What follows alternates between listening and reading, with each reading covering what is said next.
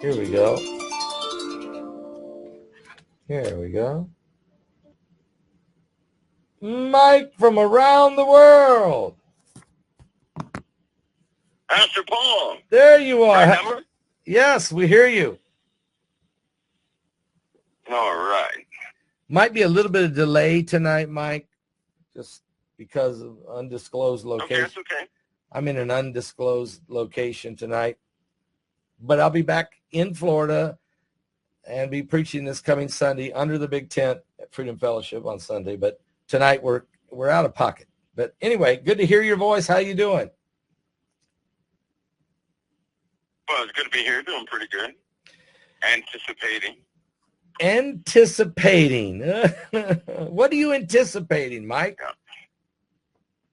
Well, I kind of left that open. Boy, what a time. What a time. So, Mike, you know what? It's rough out there, Pastor Paul, and this could be one of those moments, one of those defining moments. It really could be. I believe that either way, we're in for some turbulence, but I believe it's one of those moments. I do. I think it could be one of those moments. You know, I titled the show America's Deliverance or Chaos or both. It looks like at this moment, Trump is leading in about 6 out of the 7 battleground states. And it seems to be the shifting kind of in his direction. This garbage statement and the way he handled it was brilliant. But people still are very apprehensive because they just don't know if the votes are going to, who's counting the votes and what does this all mean? So is this putting you on pins and needles here, Mike, on how this plays out? Well, you know what, Pat Paul, I guess the outcome of the people is one of the heavier weights. Meaning, you have a lot of folks who, they in their minds, they really do believe this is the end. Either way, either way, they believe this is the end. And so you have a because when you're looking at numbers, just talking to people and looking at numbers, you have diehard Democrats and diehard Republicans, but then you have something interesting happening among like Arab Americans and Jewish Americans and so on and so forth. But I'll tell you something. From those who are Jewish and Israeli, Arabic, and those individuals, that 4 out of 5 people have no confidence in the Democrats. Here's why. This situation, 2023, October 7th, the Democrats, that could have been handled, the USA's part could have been handled differently. Not that we were in,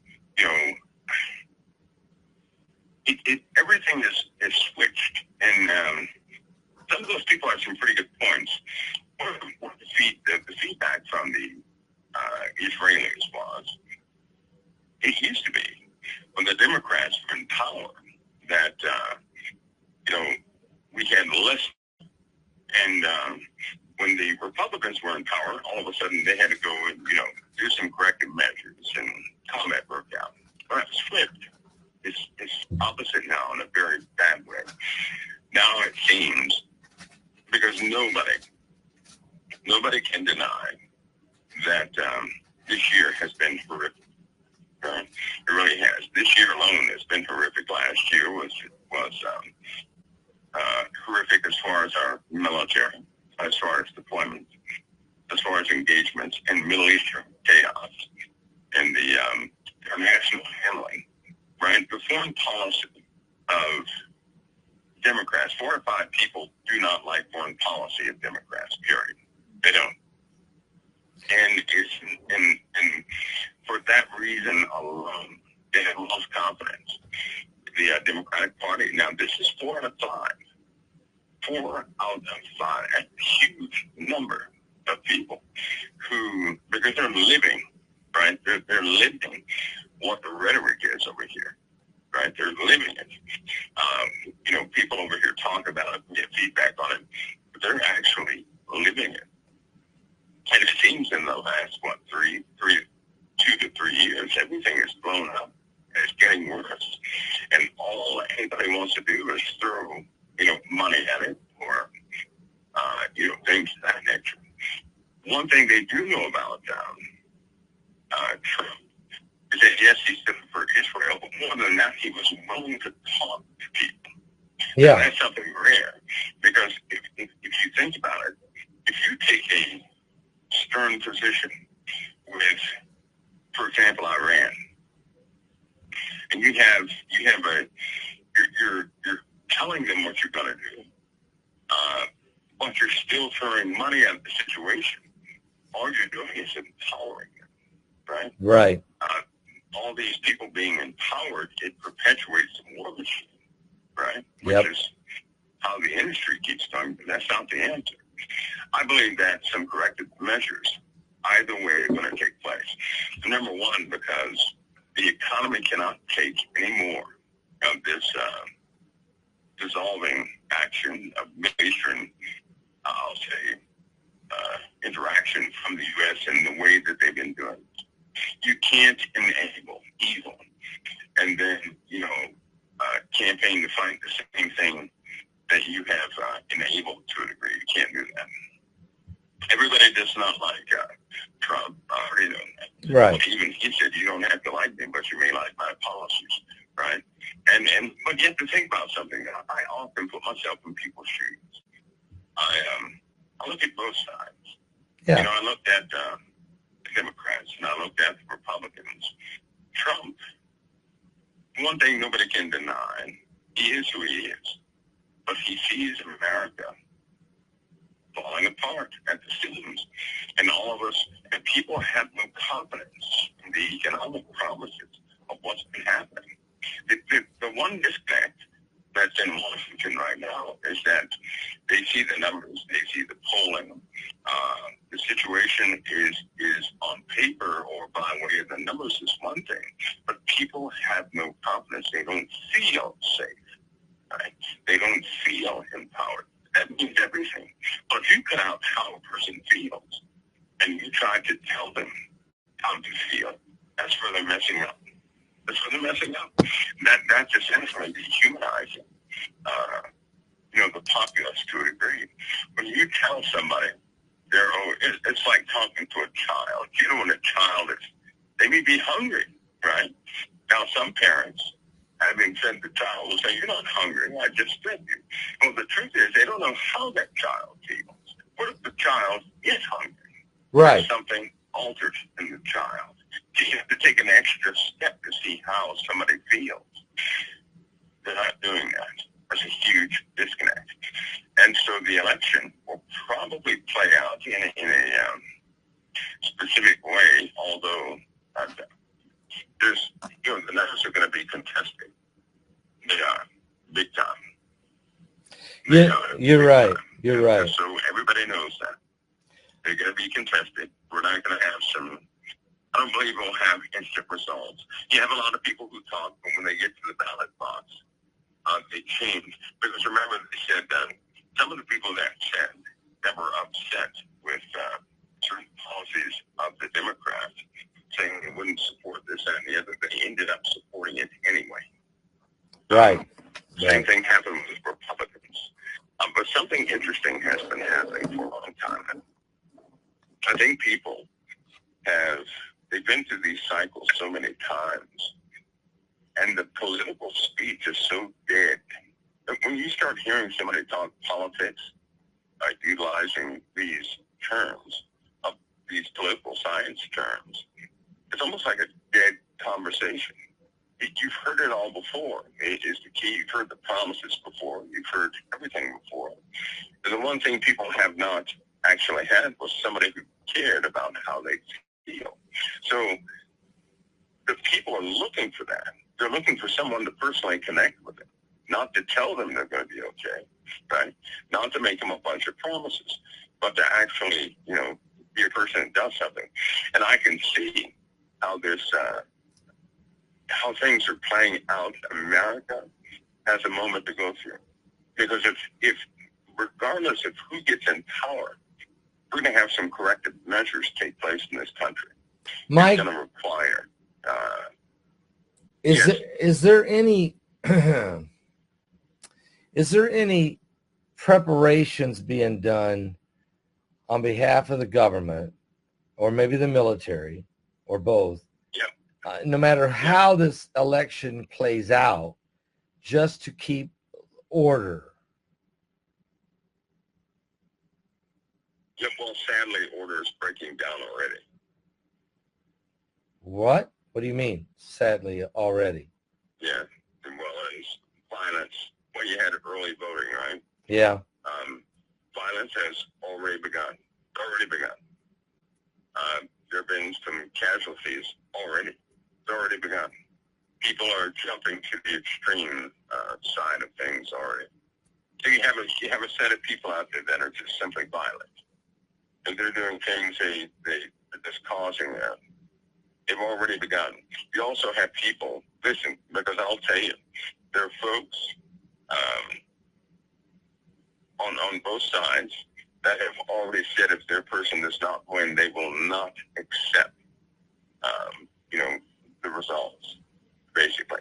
Right. But we're not talking about just your average citizen. I'm talking about militias, well-armed. Are there militias to accept the results? Are there militias? Is there militias on both sides, Mike? Yes. Yeah. Yep. So Civil War, even though you have radicals, okay, you have real radicals on both sides. Civil War then is a word I don't never even want to talk about, but I'm concerned about post-election threats coming from both sides. General Mike Flynn, who was the National Security Advisor, was fired after 3 weeks during the first Trump administration, is saying that the post-election threats are at an all-time high coming into this election on both sides. Is he correct? That's from the militias. Yes. Yeah. Yes. When Trump says, there's, you know what they have to do. Okay. So that's not good, because you don't think we're going to have a declared winner on November 5th, do you? Or no, I don't.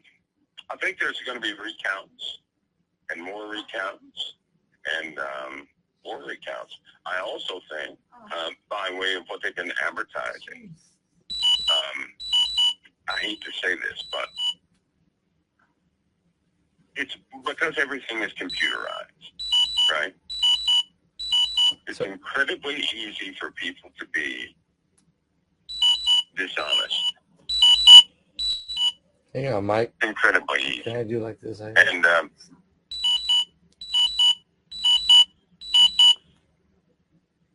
is he still there? You still there, Mike? Yeah, I'm here. Sorry, my alarms are going off. Okay, Mike. Sorry about that. Pick it back up where you left off there, Mike. Okay. No, I was just saying that because everything is electronic, right? It's not like, here's the problem. We can only have confidence in a system that somebody else developed, that somebody else deployed, right? Most people don't have confidence in the mechanism of voting anymore. They don't. They don't know. It's almost like nobody spent enough time to demonstrate to people how it works, right? For example, if there were 19 components to it where everybody had to validate everybody else's thing, it would raise confidence. But people simply do not have the confidence. And if you think about it, look at all of the systems that have been hacked. The cell phones, federal records, and federal databases, all these different things. How you know and I know that they have sleeping viruses and worms. They're just waiting to do some type of cyber crime on that very day. They're going to launch everything they have at the USA during the elections. I don't think that people are taking that out of consideration because you don't hear that being spoken about too much. You just don't hear that. They're going to hack us to pieces on election day, right? Yeah. I just don't see the numbers coming out. And I think when they do, if they name one person or the other, people will go to the extremes. They're going to go to the extremes. This this is going to be a very different. It may fatigue folks due to the length of time it would take to validate the results. But this is just where we are, because you essentially have a little over half of the nation that does not trust the other half, right? And when you're in that situation, well, it's going to have to be a different type of shakeout. Now, if Trump is leading in 6 out of the 7 battleground states, if it looks like if he's winning those that he's leading in, it should be a good sizable victory for him. I'm thinking that if they declare him the winner because he's won those many states, it would be a lot better for everybody than if it's close and he wins 3 of them and she wins 2 of them, and then there's 2 more that are still counting. That's when we run into some serious problems. And it's very possible that could happen, as you know. And there's so much tension on both sides. And as you said, nobody trusts each other. This is where we could either have America can be delivered or chaos or both. And that's why we've been praying for a long time that we don't want that. I don't think anybody would want this. But boy, we're so divided. People are trying to do anything to cling to power. And if they're willing to do anything, they probably will. They are. Sometimes I wish people would. I live by a certain standard. I always give myself the worst case scenario. And I think about that worst case scenario and begin to, so when it does not happen, it's a very good day. But if it does happen, I'm prepared for it. I believe that people are not prepared for what's about to happen on either side. Because either person that wins past, well, for one, if they announce a winner, right, prematurely, and it turns out that's not the case or it's too close, you know and I know that if they did that, it would be a good thing they did for most people. But you have radicals that would say, oh, no, we want everything, right? We want all the votes tallied. Suppose Kamala Harris, all of a sudden, they show her leading, and somebody announces her as winner, right? People would say, no, we're going to count everything again twice or something like that, right? So it's going to happen. Either way, it's going to happen. The tensions are too high. I believe this time man does not have an Apple solution what's needed. This time it's going to be a move of the Lord's children involved in this, or we will have chaos. If God is not involved purposely in this election, we will have chaos. I agree. Because there's no peace now, right? No. It's a razor-thin line. In a civil war right now, we're sitting on a razor. All right, and Mike just got cut off, folks. He said the word civil war. That might have been why they cut him off. When he comes back, we're going to change categories. We're going to talk about King Charles and the cancer he has and what's going on there, because that affects the world, this global order that we're talking about. We'll wait for Mike to call back in again. I mean, it's a big deal, but I think Mike has given us pretty well his feelings on this situation. Now, election night, I'm going to be broadcasting live exclusively on my website at paulbegleyprophecy.com. Exclusively. I'm going to have different guests on. I'm going to go live at 6 p.m. Eastern, and I'll be on at least till midnight. My son, Paul Begley Jr., Paul Andrew Begley, will be co-hosting with me. We'll have a lot of different people on and get their thoughts and opinions. I'm still waiting for Mike to call back. He hasn't called back yet. He was cut off when he brought up that situation, so we'll wait for Mike's call. So you don't want to miss it. It will not be on YouTube. I will not be on YouTube. I will not be on Patreon. I will not be on any of the other platforms because I already know they're going to censor. I already know they're going to cut people off. They're going to ban people. They're going to shadow ban. They're going to disconnect. So I'll do it just at my website. Okay? Just at the website. Mike, are you there? Mike? Okay, I'm right here. Okay, Mike, I think you hit a hot button. Maybe we should shift gears. And let me bring up King Charles. King Charles has cancer. Kate Middleton has cancer. And both of them have it pretty serious. King Charles was just in the American Samoa. Said, I sure hope I get to live and see you again. I guess he's getting ready to go back to England where he's going to be going through some very intensive treatments. And I'm not feeling good about his prognosis. What do you know about it, Mike? And where this is big, isn't it? I mean, this is big. Yeah, they've been doing a lot of checks to make sure that the power transition is as smooth as possible. They've been doing this for the last, 3 or 4 months. To make, just to ensure that transition of power takes place as quick and as smoothly as possible in the event he doesn't make it. So they've known for at least 4 or 5, maybe 6 months that he's been, what his real condition is. Harry has bought back into it too because unfortunately there has to be some more folks who are not by way of their health. They could have some issues also. Well, we know Kate Middleton has cancer, and it's pretty serious. And she's gone through a lot of treatments, and she's trying to recover, but she has not been given any kind of clearance at all. Neither has King Charles. William is next to the throne. His philosophy may be totally different than King Charles. I'm not sure, where he'll go, but there's big deals getting ready to be signed. I mean, I expect Trump to win the election after all the chaos is over. He immediately is going to work on the Middle East and on Russia, Ukraine. He may try to put together some type of major Middle East peace deal that ends the war in the Holy Land and brings peace.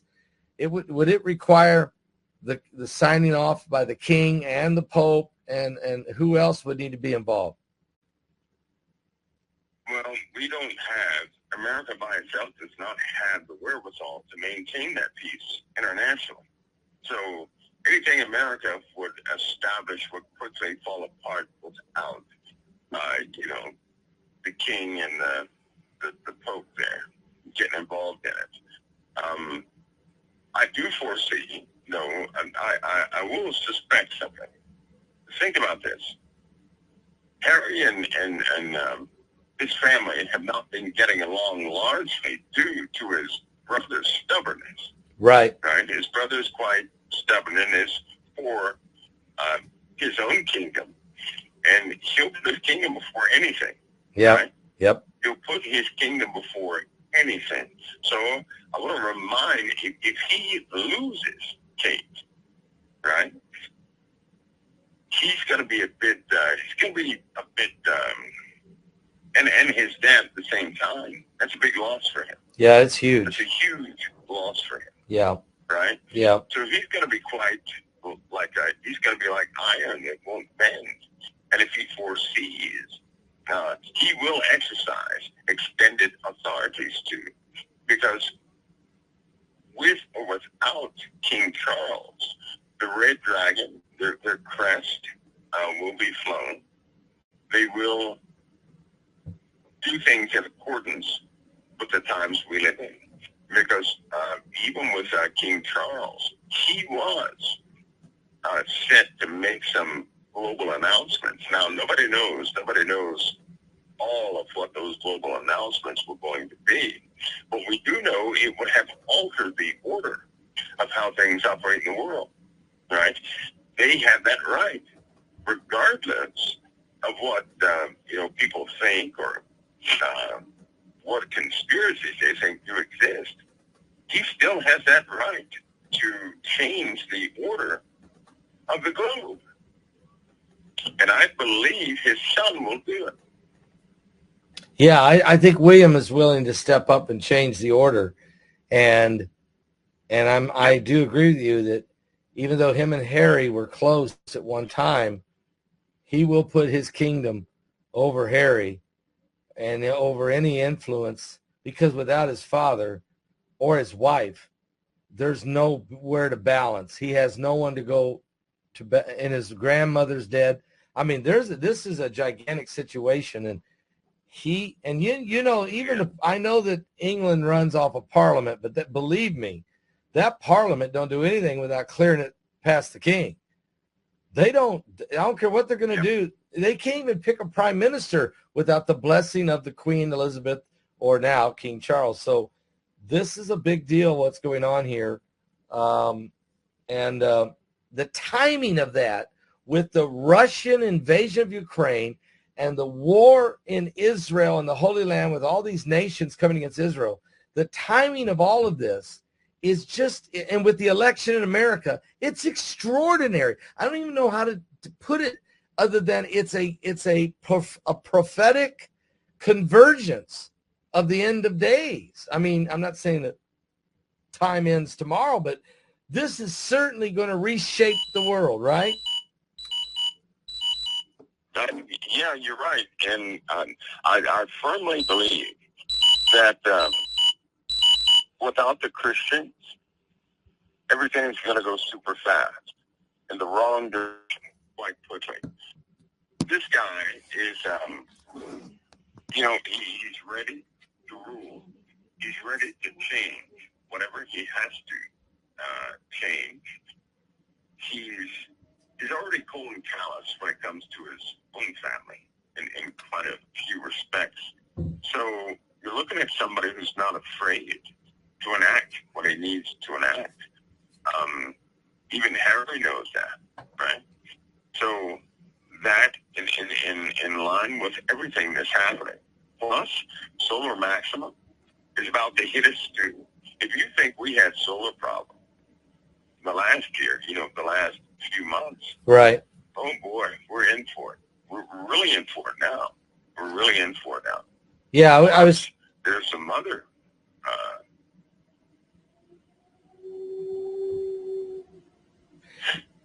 Eventualities. Go ahead, Mike. There's some other eventualities that the USA is going to have to face, postpone. If we ever get tied up, if we ever, because I'll say it again, prophetically speaking,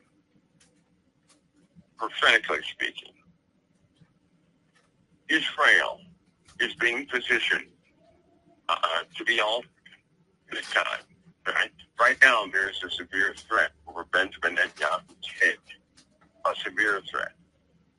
The Middle East is a tinderbox greater than what's being, advertised. And it's only, you have Iranian forces right now that have been positioning for the last 4 days. You have the Houthis are jumping all over the place. You have other nations who are now seemingly jumping into the fray itself. Saudi Arabia is demanding that Israel and Lebanon, right, start to establish some sort of reconstructive peace. Like right now, they're demanding it. Now, when Saudi Arabia starts demanding things, they have the money to withdraw from other nations to cause some other upsets in the Middle East. And so we have some very time-sensitive issues taking place right now that really may not wait until the election, right? And we also have another problem. There's one thing nobody is discussing. What's that? And that is we have been effectively hacked. We've been effectively hacked too many times this year to believe that we're not going to have disturbances in more areas than one. I give you an example of something. Have you seen that place where all the EV vehicles, Elon Musk's vehicles, have parked themselves? Yes. And they drive in there and drive out. Have you seen that place? Yes. Well, it's caused, a few times it's caused a bottleneck that nobody can explain, traffic-wise, right? Now, all of this is starting to happen right before the election. You have a bunch of things happening before the election. All these things are hackable. Number two, they're just hackable. And that situation, I believe, is going to really show itself here soon, right? We have systems right now. Right now we have systems that we know some nefarious software is on. It's just a matter of finding it. In other words, the virus can sit in your system for years, and you wouldn't even know it, right? Nobody would know it until it starts being utilized. Think of it that way. Now, how many systems could be embedded within the USA? We're going to find all this out during this election. We're going to find it out. The nations, for example, Iran does not want Trump back in power. You know that, right? They do not want Trump back in power. Right. They tried, a document was found where they tried to provoke the USA into, that little Harris deal that they said that they want, they want Harris to win. They did that to try and provoke, the people into selecting Trump, because Iran is an enemy, right? But it backfired. It backfired on them. And so they had to go back to the drawing table. Now they're going to have to, there's some more papers to found, because everything is starting to leak out all over the place. They had plans to strike the USA. You know that, right? Well, yeah, I know they do. Power plants in the USA. Yes, they do. I know that. And, is that part of what, is that in Arizona? We're getting information that Arizona and Texas are very vulnerable right now. Mike, has there been any chatter that you've heard? Texas, yes. Washington, D.C., big time. Big time. In Washington, D.C., there's a nuclear power plant outside of a few areas. But yeah, they're going to try something. They will try something. There's been extra security put on our nuclear waste. There are going to be some traffic deviations when the elections do take place, because they're going to try something. There are Afghan nationals in the USA right now, right? Operatives in the USA. They're planning something on election day, just so everybody knows that. So you have all these threats and mishaps that could take place. I'll be glad if they don't, but I suspect that we may entertain some unforeseeable setbacks during the elections. But again, it's something that could be utilized, Pastor Paul, actually to start bringing people together. Once we get past this leadership, the quarrels, and a good transfer of power, that people can begin to repair, because they're going to need it. We face a very deadly year coming up. We have a deadly year on the horizon, period. And if we don't do something, just like Spain, those people in Spain are suffering. Each person out there is saying that at least every individual out there that was in that flood area lost somebody. that was a lot of people out there cleaning up. They said everybody out there has lost something. We're still recovering here in the USA, but it's nothing like Spain. Yeah. If you think that was bad, this winter is going to set the USA back some. And we may not survive 2025 when it comes to some of the infrastructure problems and the weather. We have to really, we got to change some things now. We can't afford to remain stagnant. And they're going to have to secure the oil in America, because I can almost guarantee you the enemy is going to try to set that oil and gas on fire. That's why the numbers, the investment numbers of oil have been changing in the USA. And the gas has been changing worldwide because they know that it's now under threat. It's a target of terrorism right now. Oh. So we have some crucial things to sort through. Leadership is going to make or break us big time. It will. And you're exactly right. North Korea, we're getting a lot of reports now that they've got 10,000 troops in Russia.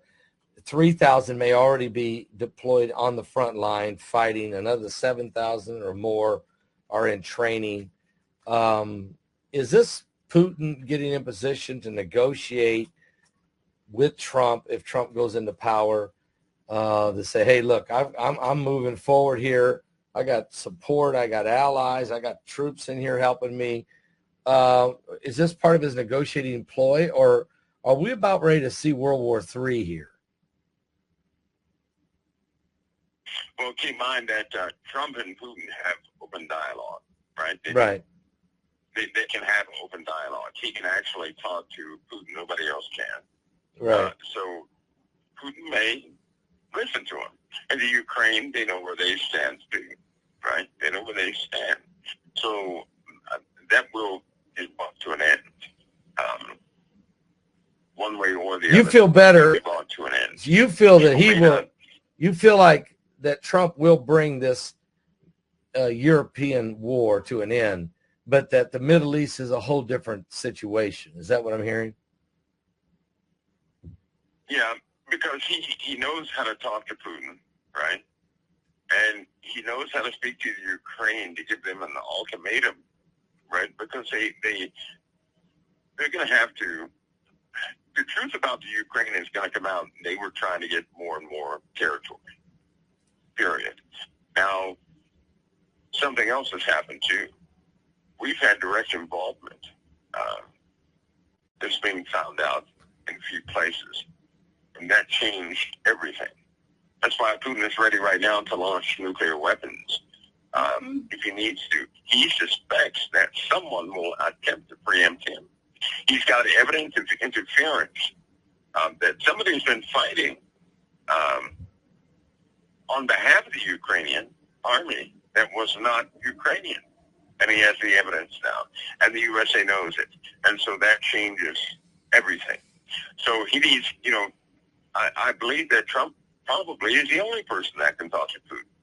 But the Middle East is a very different story because of Israel and the just how those people of Hamas truly are, how the people of Hezbollah truly are. They're not going to see certain threats he used the first time to cut off the money is not going to work. It's just not going to work. I'll say it again, and this is not well known, but Iran does not need anybody's money right now. They don't. Wow. See, one of the arguments on the Republican side that folks keep missing is they were trying to tell people that by the USA not sanctioning Iran, that's how they amassed so much money. It's not that we are, just release money to them. These guys have trillions of dollars a year they're amassing through petroleum, right? Yeah. And if we had had sanctions in place, they would not have had the equipment and the resources to get that out of the ground. But because we lifted sanctions, right, we allowed them to have their own, to do their own thing, boy, they can make a lot of money. Now, that's an imbalance of wealth in the Middle East, which is funneling through other places. Bahrain is part of that. All right, so once again, Mike's getting into some sensitive areas, and this is very rare for him to be totally cut off twice in a live broadcast. But I'm going to move him again to another situation. I think I'm going to take him. He mentioned the sun. He mentioned things are about ready to really, that we're going to be going through a 2025. It's going to be hard to survive. You haven't seen nothing yet. So I think we should take him into that area because both times when he talked about two different war strategies or anything to do with that, one was on the Middle East, the other one was on Russia. He's been shut down. They don't want him to go any further. And this election, folks, the whole situation is so critical. So, all right, Mike, it sounds like they want us to move another direction here. Yeah, we'll leave that alone, too. Yeah. So why don't we do this? Let's talk about the sun. The sun has been exploding with CMEs, as you know, UV rays, X class. There's one thing they just said yesterday. It's raining protons raining down on the earth in incredible amounts. So, Mike, look, what's going to happen? And plus, oh, by the way, there's 14 asteroids that went by the earth, near missed the earth on the 28th of October. 4 of those scraped past us. October 30th, we did have one deep impact, a small one called asteroid 2024 UG9, and more are on the way. But so we got the sun, we got the asteroids, we got the charged particles. Help us understand this planet X and what it's doing now. What phase are we going into? Well, we're closer to that meteor storm. So I hope that people don't forget that part. Yeah. We'll have a time of black winds. I'll call it the black wind. What? That is not going to be a good time. Black winds?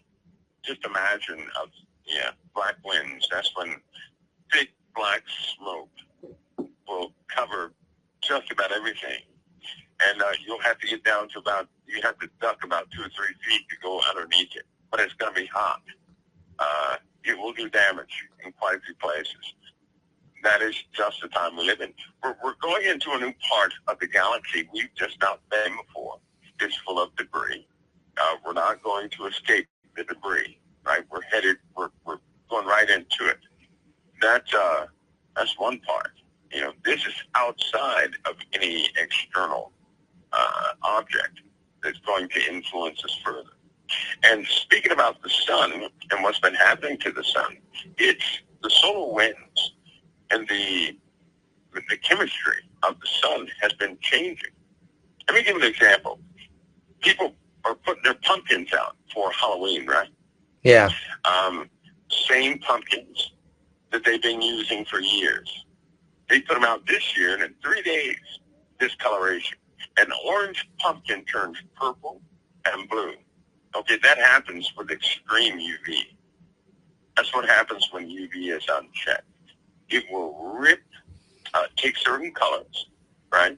And it will start breaking down certain materials. Because UV is a certain wavelength, it will affect those colors of that wavelength, stripping them out, leaving only a purplish bluish color with another hue associated with it. So people have been complaining that their pumpkins have been turning, bluish purple. These type colors. Pumpkins they've had for years, in the family. They set them out, Yeah. and then they take them back. So yeah, we're having problems. Now, if we're having extreme UV, 2 things have happened. One, our atmosphere is a lot thinner than we thought it was. That's number one. And that's bad news in and of itself.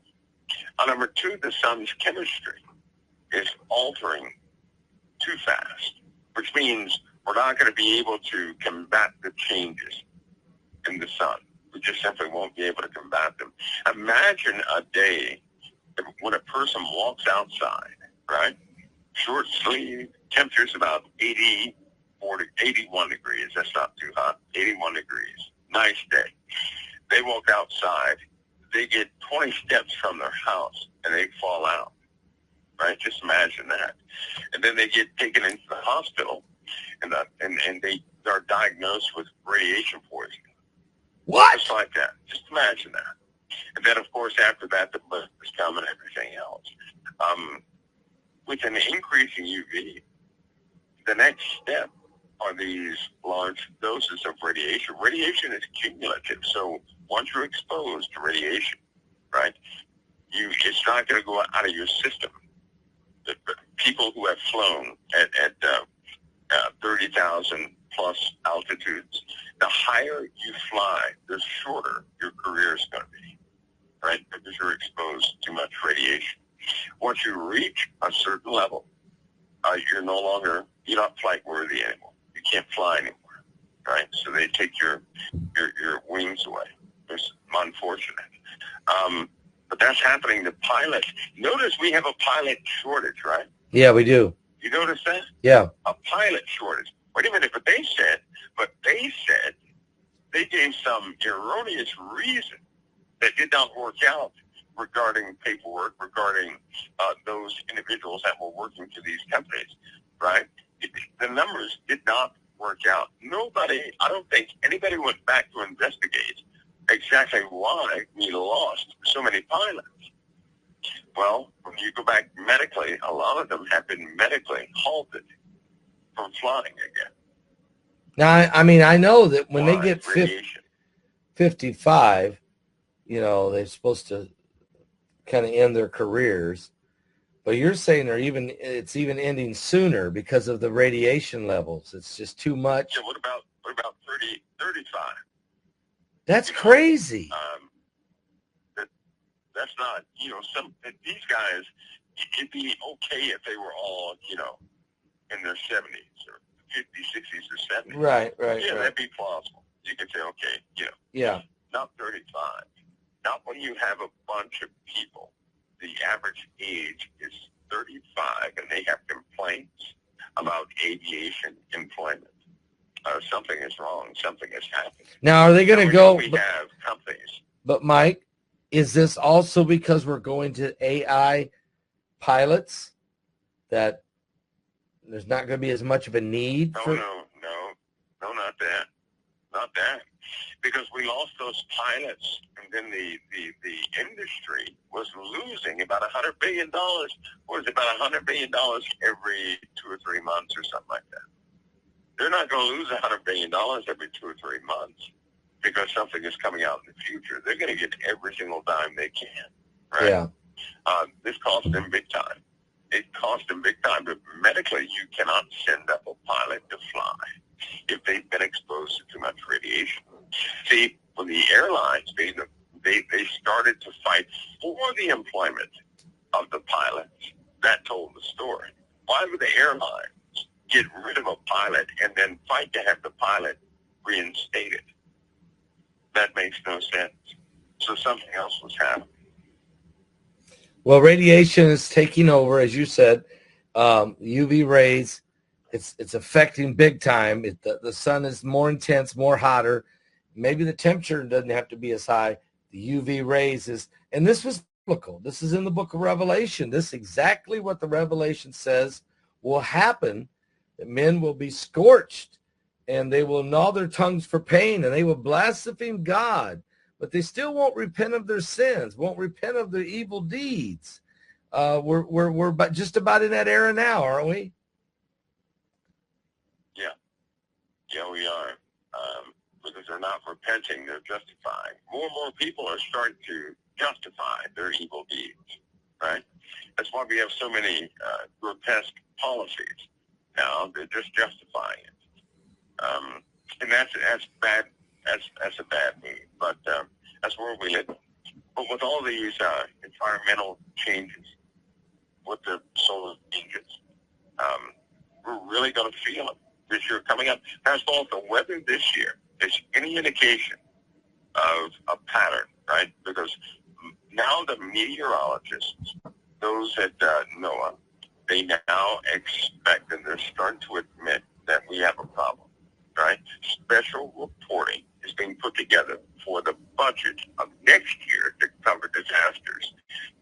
Remember a long time ago we talked and I said follow the insurance companies. Yeah. Because they'll stop insuring homes for flooding. Yeah. You know that people can no longer get flood insurance through their insurance company. Now they have to go to FEMA to do that, right? Can you imagine that? You don't get flood insurance if you live in some of these areas. Oh, I know. The insurance companies are out of money. They're out of money. Yeah. They're out of money. Some of the other natural acts will be added to that. In fact, they changed the list. If your car gets, if you live in a certain area, I can't say when you get hit by a meteorite, insurance does not cover it. Why? Because too many people have been putting in claims from meteorite damage. So they don't cover that anymore either. So the changing, it's getting worse. It's going to get worse and worse. These natural disasters. Yeah. Yeah. So the earth is definitely changing exactly like Jesus said we would see in Matthew 24, Mark 13, Yes. Luke 21, just like Revelation said, just like Isaiah 24 said, the earth's going to reel and rock and tilt and like a drunkard man. We're going to see, all these events. This should be a sign. All these accumulative events should certainly send a message that the Bible's true. I mean, we're on the verge of Ezekiel 38, the World War III. We're on the verge of calamities from the polar caps melting. There's some serious things happening. I know we just found out that in the Fort Lauderdale area that they're having to raise all of the walls of the land, the sea walls, 12 feet. Everyone's mandatory. You have to raise your seawall 12 feet because of coastal flooding or coastal impact, because the water is rising. And isn't that kind of what you said would happen? Yeah, back a long time ago, we talked about a park in Florida that the benches they're sinking. Every time you go there, water is coming up over these park benches. But that's happening in quite a few areas. And Nevada, Arizona, Barstow, for example. Can you imagine a place like Barstow, or in California? Imagine a place like Barstow having 2 inches of water instead of, that place is so dry, right? That place is incredibly dry. But can you imagine a place like that fully inundated with water by water damage? There's evidence of Barstow that the water came up there a long time ago. It's coming up again. The West Coast, a part of the West Coast will be totally dead soon, and nobody can stop that from happening. Seawater is killing the trees, is killing the inland vegetation and everything else. It's happening. Saltwater intrusion is taking over fresh water. Municipal companies are having to really reroute whole water systems. And this is both on the East Coast, the Midwest, the West Coast, you name it, they're having to do it. And Texas and New York have a severe problem because of all the pipes underneath the ground, right? New York is the worst. If something were to explode underneath the ground in New York, that whole city is going to go up. We will see Texas having flames come up from the ground up and from fires above, right? What? Same thing will happen in New York. So they can't get to those pipes. They put that piping down there past a long time ago when they first started building it. And there's no way they're going to replace that. Petroleum is traveling all throughout the ground in Texas. all the way out to sea in the Gulf, to the safe places. But the Gulf is no safe place anymore. There's a heat plume underneath in the Gulf, and there's some unknown thing in the Gulf that are going to end up, wreaking havoc on anything out there. So imagine the entire Gulf in flames. Because they're going to have you remember the oil spill they had, right? The BP oil spill. Yes, yes. Imagine that same oil spill times, I'll say times 7, something like that. Right? You think we could, overcome that quickly? No. It took 101 days to deal with the BP oil spill. 101 days. Now, if we start having natural gas eruptions or explosions on fire, that's going to be incredible on how to deal with that. I don't even know how you deal with that, so. And you're saying New York could be worse. Yeah, New York will be. They have, unfortunately, when they began to build New York, they didn't have any higher technology there, so they built a piping system underneath the ground, right below the subway. And they cannot get to some of those pipes. Those pipes are leaking, right? They're old. They don't use that material anymore. They use composite. And, they're just leaking gas all over the place. All they can do now is maintain and flood those areas where the gas leaks are. As far as repair, most of them they can't get to. So that's a trouble area too. And in time, because things are so unstable, it's only a matter of time before something falls from the sky and hits in that place. And then we'll see what the end result is. Mike, I'm going to be doing a live broadcast next Tuesday night during the election, live. Ask different people to come in. It would be great if I could ask you to come on and spend a few minutes, 10, 15, 20 minutes with us and get your take on what's happening that night. Because there could be a lot of other things besides election results. There could be a lot of serious things happening. So if you're able to do that Tuesday, it would be great. Okay, I'll be there. Just let me know when. All right, I'll have Heidi send you an email, and we'll set the time up with you, okay? Sounds good. All right, Mike. Well, hey, you gave us a lot to chew on tonight, a lot to think about, and a lot to pray about. And so I appreciate you coming on and being with us tonight. Pastor, it's always an honor. Stay safe. God bless. All right, we will. God bless you. The honor's mine. Thank you, Mike. God bless. All right. So Mike is going to join us Tuesday night for the election night. And guys, this is getting real serious, okay? I've never heard Mike's, I'm trying to talk to, we're talking to him about the election, but he is real focused on the security threats to this nation during the election night, during the election day and night, or whatever, any time between now and post-election. I mean, this is really dangerous. And if you're listening right now and you're not saved, we just want you to get right with God. I just want you to have peace with you, the Lord, and have the Lord on your side instead of being on the outside looking in these end times. I'm going to play a song, and if you're watching right now and you'd like to become a believer, if you want to become a born-again Christian, if you want to accept Christ into your life and get your name written in the Lamb's Book of Life, you could type right now in that chat room, or if you're watching this on the archives, type in the comments below. Just type, I want to be saved. I want to be saved. I'll pray with everyone right after this song. I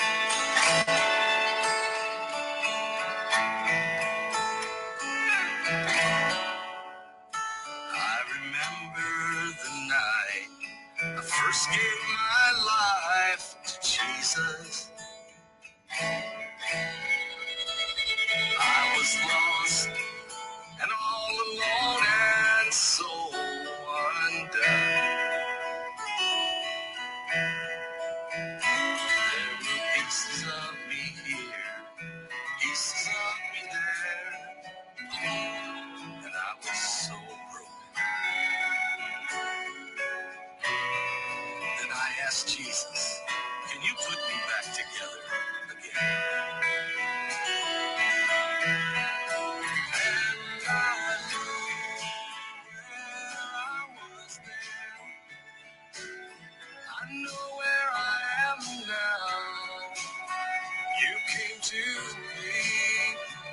saved me and turned my life around.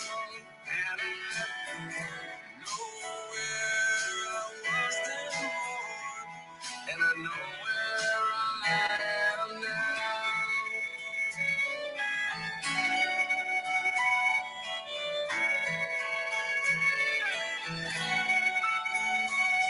You know, this walk in life, it's full of many decisions. And we live with each and every one we make. But the best decision I ever made was when I asked, can you come and heal this broken man that I am? And I know where I was then. I know where I am now. He came to